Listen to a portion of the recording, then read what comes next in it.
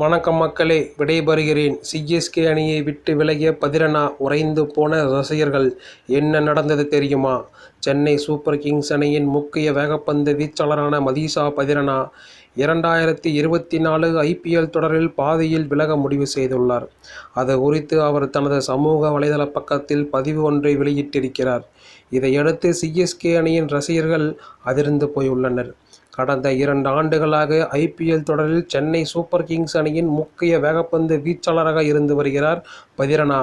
தோனியால் பட்டை தீட்டப்பட்டு அவரது பந்துவீச்சு திறன் மேம்பட்டிருந்தது. 2 ஆண்டுகளாக சிஎஸ்கே அணிக்காக அதிக விக்கெட்டுகளை வீழ்த்தியிருந்த அவர், அந்த அணி கடந்த ஆண்டு ஐபிஎல் கோப்பையை வெல்லவும் முக்கிய காரணமாக இருந்தார். அதேபோல 2024 ஐபிஎல் தொடரிலும் சிஎஸ்கே அணியில் அவர் முக்கிய பங்காற்றுவார் என ரசிகர்கள் எதிர்பார்த்தனர். எனினும் முதல் 2 போட்டிகளில் அவரால் காயத்தால் விளையாட முடியாத நிலை இருந்தது.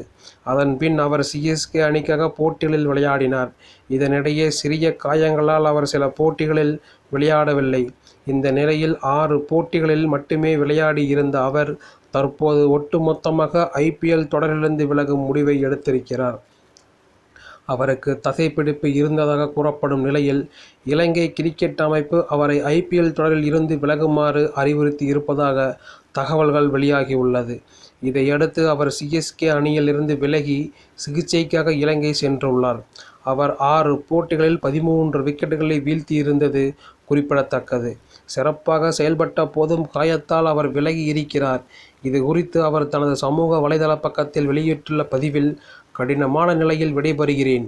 2024 ஐபிஎல் தொடரின் கோப்பையை சிஎஸ்கே அணியின் அறையில் விரைவில் பார்ப்பேன் என நம்புகிறேன். சிஎஸ்கே அணியின் ஆசிகள் மற்றும் ரசிகர்களின் அன்பு கிடைத்ததற்கு மிகவும் பெருமைப்படுகிறேன் என்று குறிப்பிட்டிருக்கிறார்.